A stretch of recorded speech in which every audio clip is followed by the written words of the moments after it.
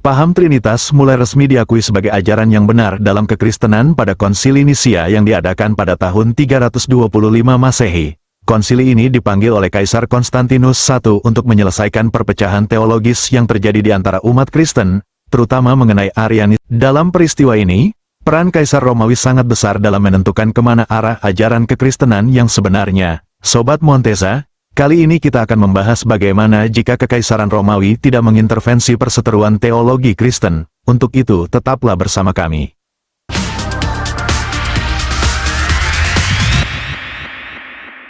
Nama lengkapnya adalah Konstantinus I, namun dia lebih dikenal dengan julukan Konstantinus Agung. Ia adalah Kaisar Romawi yang memimpin pada abad keempat dan memainkan peran penting dalam perkembangan awal kekristenan, termasuk mengadakan Konsili Nisia pada tahun 325 Masehi untuk mengatasi perpecahan dalam gereja terkait ajaran Arianisme. Konstantinus lahir pada 272 Masehi dan meninggal pada 337 Masehi. Jadi saat Konsili Nisia, dia berusia sekitar 53 tahun.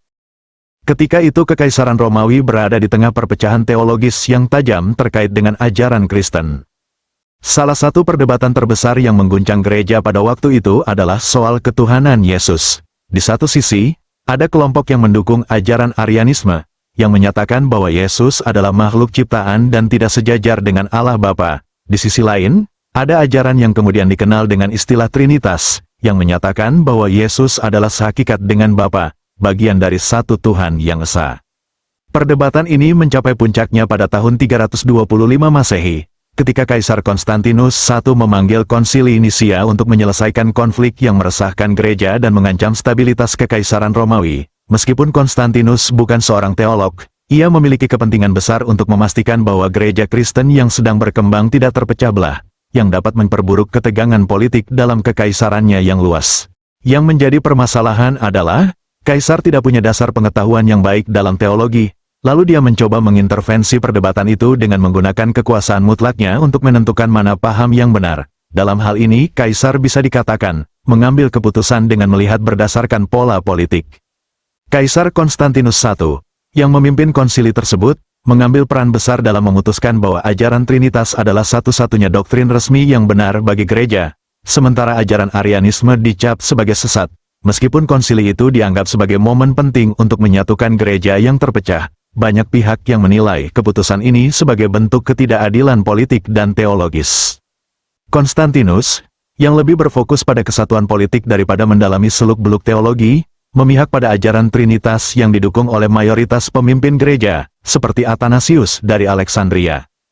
Ajaran Trinitas menyatakan bahwa Yesus Kristus adalah sehakikat dengan Allah Bapa, sebuah pandangan yang dianggap lebih stabil dan cocok untuk menyatukan Kekaisaran Romawi yang beragam. Di sisi lain, Arianisme, yang dipelopori oleh Arius, berpendapat bahwa Yesus adalah makhluk ciptaan, dan bukan sehakikat dengan Allah. Pandangan ini dianggap berbahaya karena dianggap merendahkan ketuhanan Yesus, namun tetap memiliki banyak pengikut di kalangan militer dan pemimpin daerah. Namun, yang menjadi permasalahan utama adalah bagaimana Arianisme diperlakukan dalam konsili ini.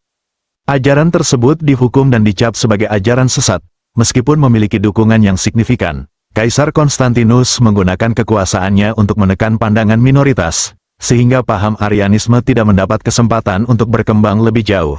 Bahkan setelah konsili, pengikut ajaran Arian dianiaya dan diasingkan, menegaskan bahwa keputusan politik telah mendominasi perdebatan teologis.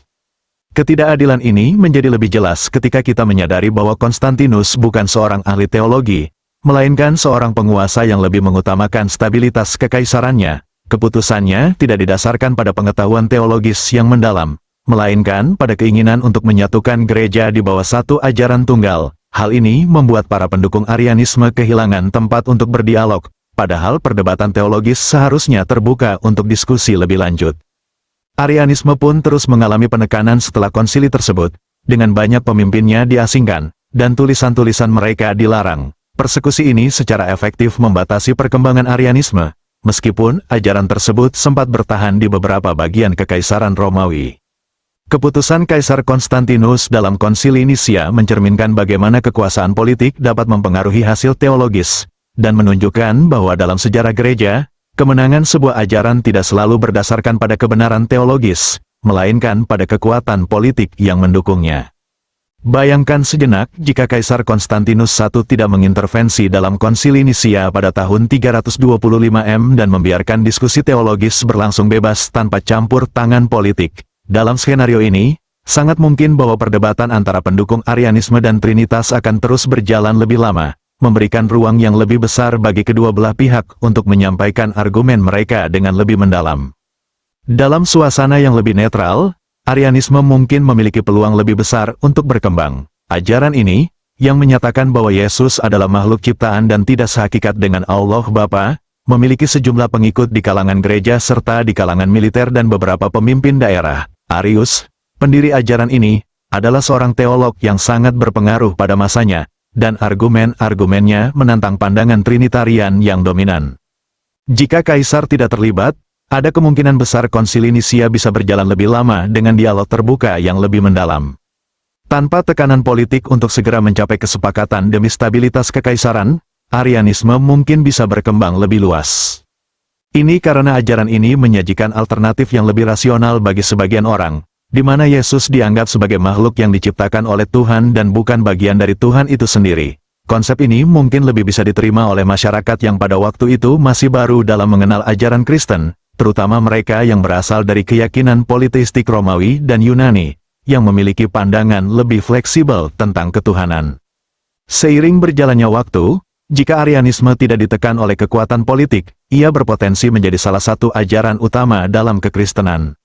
Arianisme bisa saja menjadi ajaran yang dominan dalam gereja, menggantikan Trinitas sebagai doktrin resmi, karena didukung oleh argumen logis dan rasionalitas yang lebih mudah diterima oleh masyarakat luas. Dengan demikian, Arianisme bisa menjadi dasar ajaran gereja Kristen selama berabad-abad, dan ajaran Trinitas mungkin menjadi pandangan minoritas dalam gereja.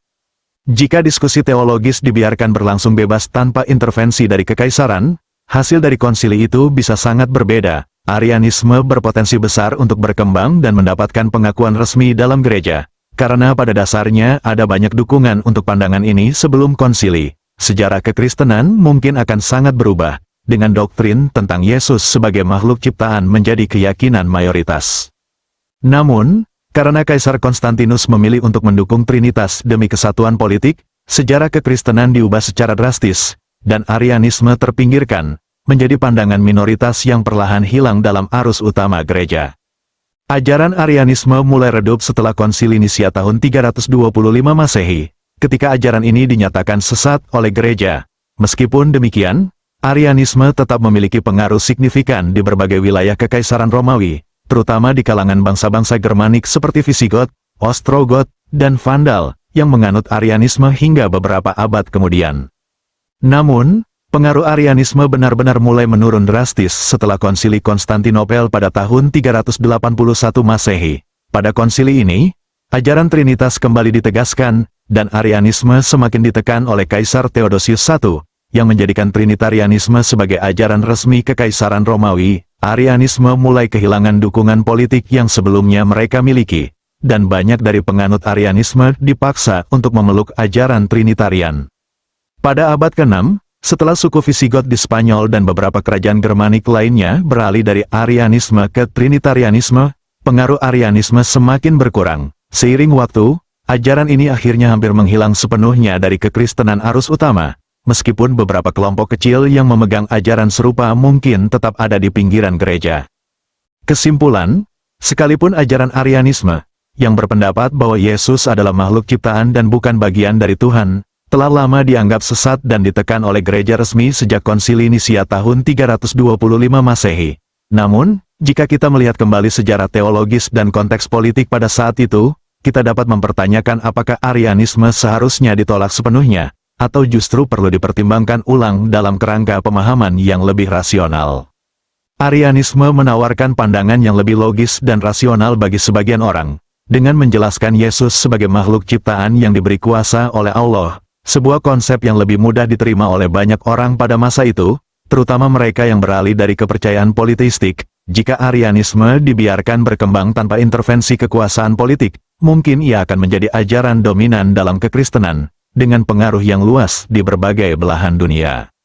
Dalam konteks modern, mempertimbangkan kembali ajaran Arianisme bisa memberikan perspektif baru terhadap pemahaman Yesus dan ketuhanan. Di tengah berbagai pemahaman teologis yang beragam dalam agama-agama dunia, ajaran ini mungkin bisa membantu menjembatani perbedaan pandangan dan menawarkan dialog baru mengenai kepercayaan tentang Tuhan. Oleh karena itu, mungkin sudah saatnya kita kembali mengevaluasi dan mempertimbangkan Arianisme, bukan sebagai ajaran yang sesat, tetapi sebagai salah satu dari banyak jalan yang pernah berusaha menjelaskan misteri ketuhanan.